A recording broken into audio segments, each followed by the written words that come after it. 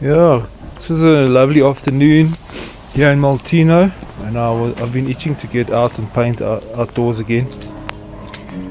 Outdoors is such a good teacher of what is actually happening in colors, temperature, all the beauty here that's around you. Yeah, so bear with me. This camera took it actually in mirror image because I used the wrong camera. Here's my son. He often joins me. He loves riding in the area,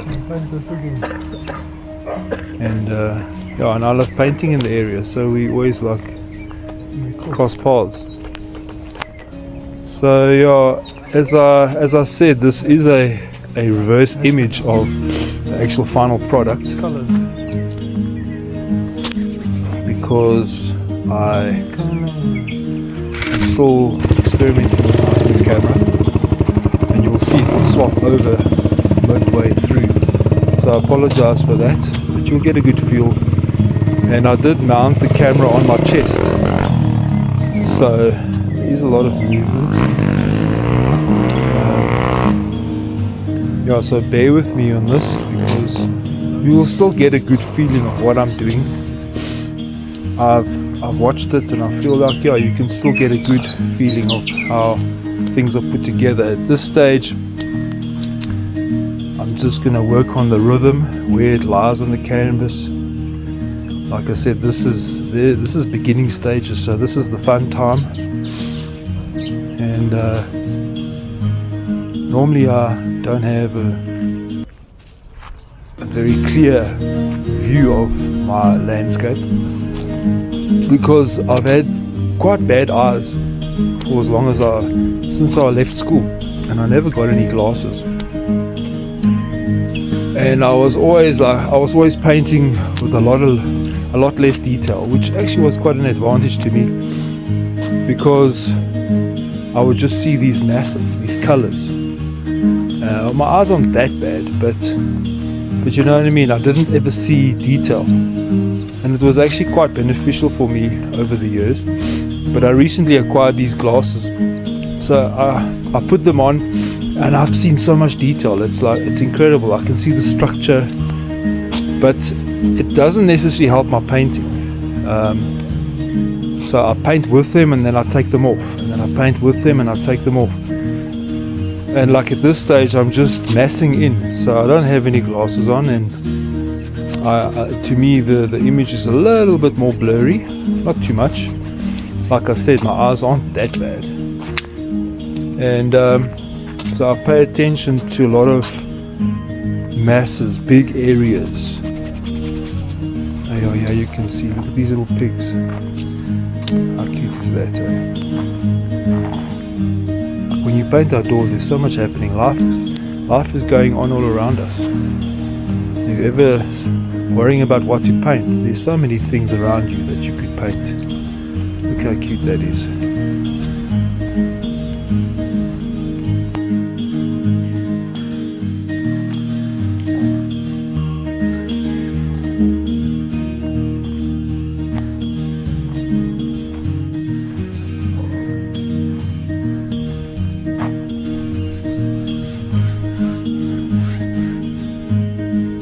So when I think about color, I don't get overwhelmed by the color. I actually just think, okay, this is cool, this is warm. And I think very much around value. So color to me is just another flavor that I'm bringing in, So the blue of the sky, and then you bring in all the temperatures. So I never get overwhelmed, because in the thing is simplicity, keeping it simple, and being willing to make lots of mistakes. So I think that it's a series of trial and error. You try this, you try that, bring in the palette knife, see what it'll do, bring in a paintbrush, see what it'll do, scrape, A lot of it has become instinctual for me. I do it all with instinct. Even the paintbrush has become a palette knife to me. I don't see it as a brush. And just putting down the marks, following that fundamental rule for me that says dark, what's dark, what's light, what's warm, what's cool. There's Jesse again. Yeah, so all of this is trial and error for me, and having fun. How was that? Okay. So quite a nice day, eh?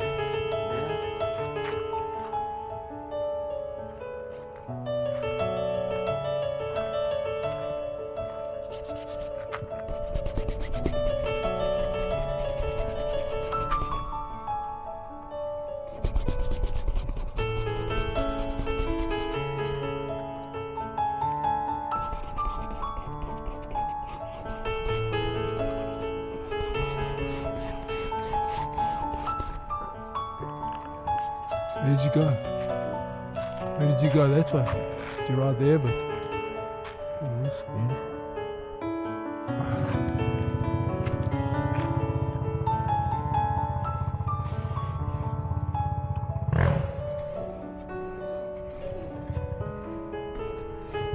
Oh, keep still.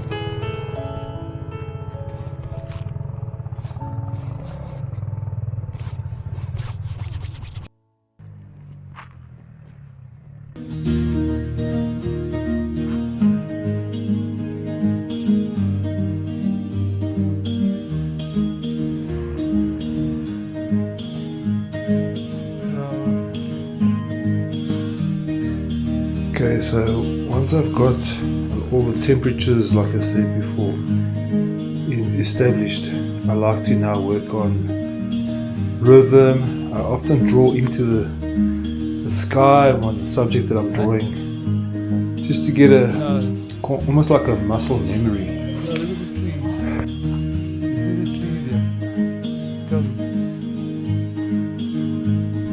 Yeah, the rhythm is very important now. The way the trees are all working.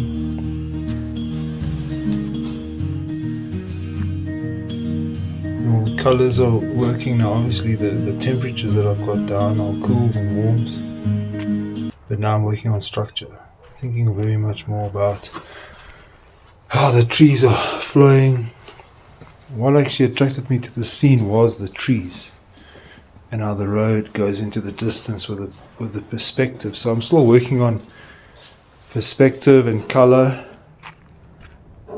and temperature here, but now I'm bearing very much with the warms and the cools and how it all works together.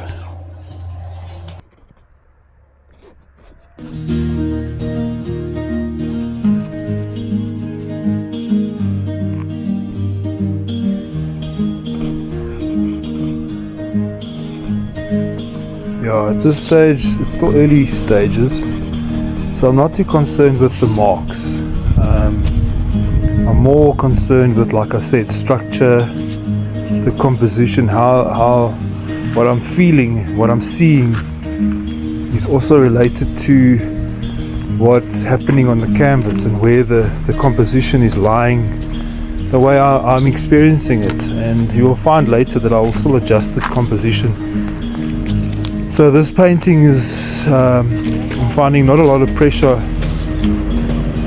on myself, not putting a lot of pressure on myself. I'm not putting too much emphasis on what the painting must look like. I'm just experimenting, I'm playing, and here's a more closer look to the first stage as I'm now outside and getting a feel for the scene.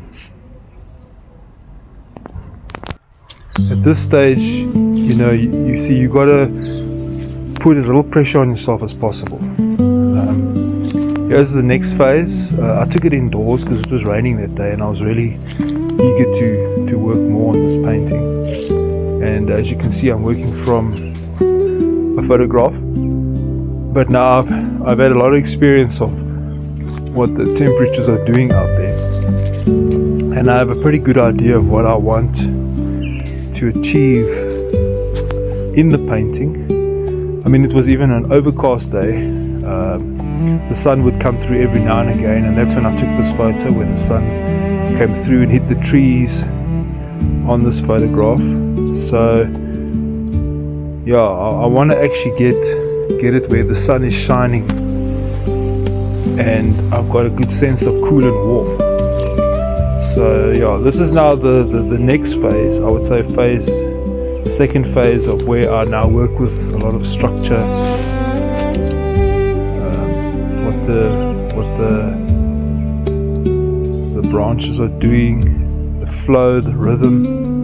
I'm thinking very much rhythm. I'm not thinking as much about the temperatures right now, but I'm thinking more about value. And value, as we all know, is where there is light and cool, light and dark. So what is light and what is dark? What is lighter next to the dark, and what comes forward and what goes back? So there's a lot of pulling and pushing. So I'm pushing with the darks, and you'll see just now I'm going to pull with some lights. Over the years, this has become quite instinctive to me, to actually put words to what I'm doing. It's quite fascinating, because I just do this.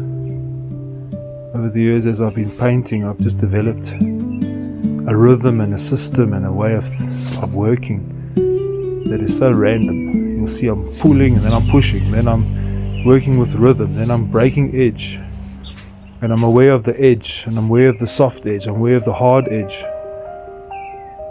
and it's all experimenting. So nothing is set in stone, nothing is working towards the final piece. It's all about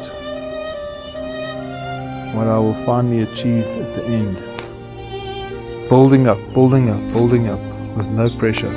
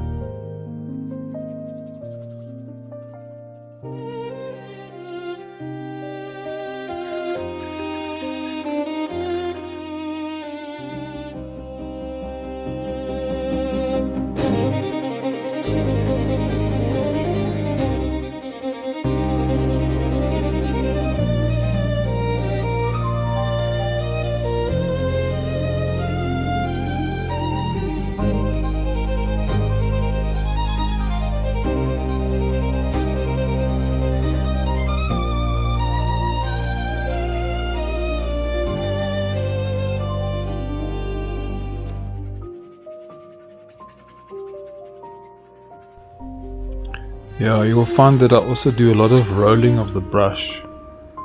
I picked that up from reading something on the masters, and when they loaded their brush fully, they wouldn't slide the brush on the canvas. They would sometimes just roll the brush and lightly just touch the brush, but the brush must be fully loaded with paint, and you get the most amazing just laying on of paint without disturbing any paint underneath. You'll see, if you look carefully, I roll the brush a lot. and that way you'll find that the paint goes on very, very cleanly. The paint that I load off the palette, I roll on. You can see my fingers how they're rolling the brush, and I'm laying the paint on. And this is where the surface gets a bit more thicker, where you've now got, and yes, a lot of this paint is wet on wet, so the paint hasn't had a chance to dry underneath yet, but you lay the paint on in such a way that you don't disturb the layers underneath, even though they are wet underneath.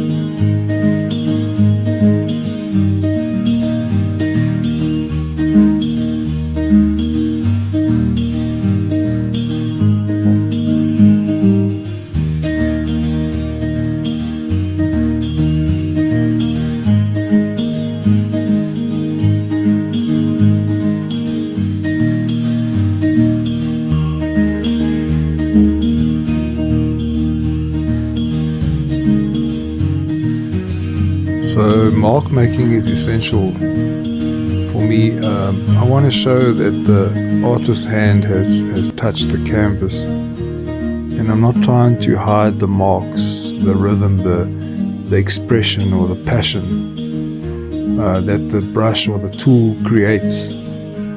So it's very important for me to show the marks, also even to subdue marks, to emphasize other marks, because I want to create a painting, and I love the feeling that oil painting creates on canvas, because I want to show the viewer that the artist has made this.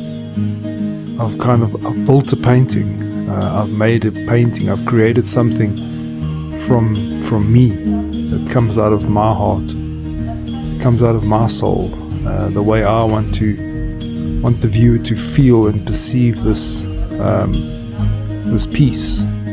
So I want people to know that this is a painting, this is an oil painting. I'm not trying to hide the fact that it's a painting.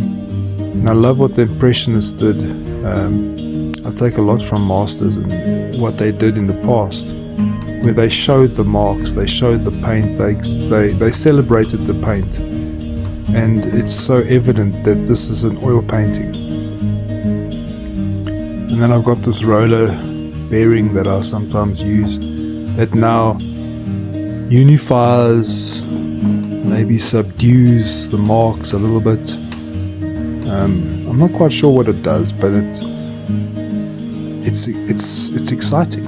I experiment a lot with different things and to see what they would do, and I'm also willing to let go of what I've achieved, almost losing the preciousness of what I've achieved to find something greater on the other side.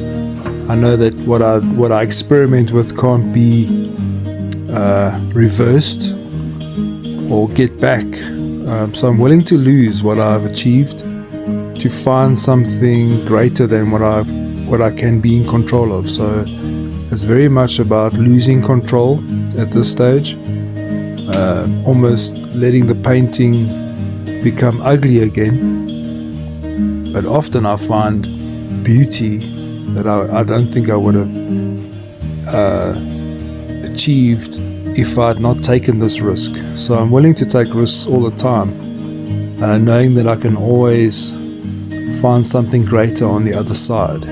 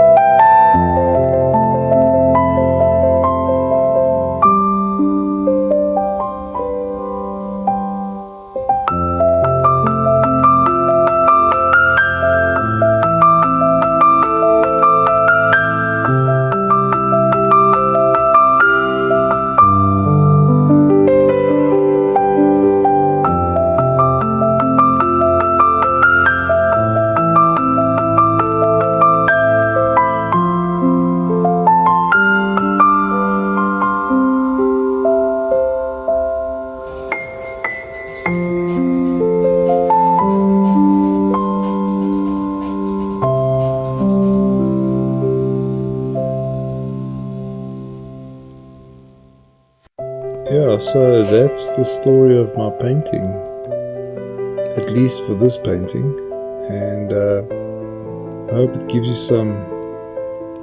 a small insight of what I do and how I think, and I hope it encourages you, whether you're a master or an amateur. I think it's good to be open to people's point of view and how they approach painting and why they paint. It's also good to paint very frequently. Like I try to paint every single day. Since 1998. Try and paint almost daily, and I've got a little studio in the corner there. It's probably one of the smallest studios you've ever seen. But I've got a skylight above me. I've got good light. It's good northern light. Yeah, so it's all I need, and it's always set up. It's never got to set up anything. It's always ready to paint. Painting's always standing there. The paints, the brushes, everything's always ready. So no one is able to disturb it or move it. So whenever I feel like painting, even if it's 10 minutes, I get in there, I climb in, I put my gloves on, and off I go. Tomorrow it's ready, it's waiting for me. So I try and paint frequently, consistently, and I put in a lot of hours in painting. I think painting almost 24 hours a day. When I walk the streets, when I walk, I look at things. It's been really much a part of my life, painting professionally for a long, long time. So I hope I can just encourage you. If you like it, subscribe, leave a comment. It's always nice to hear feedback. Thanks a lot for watching.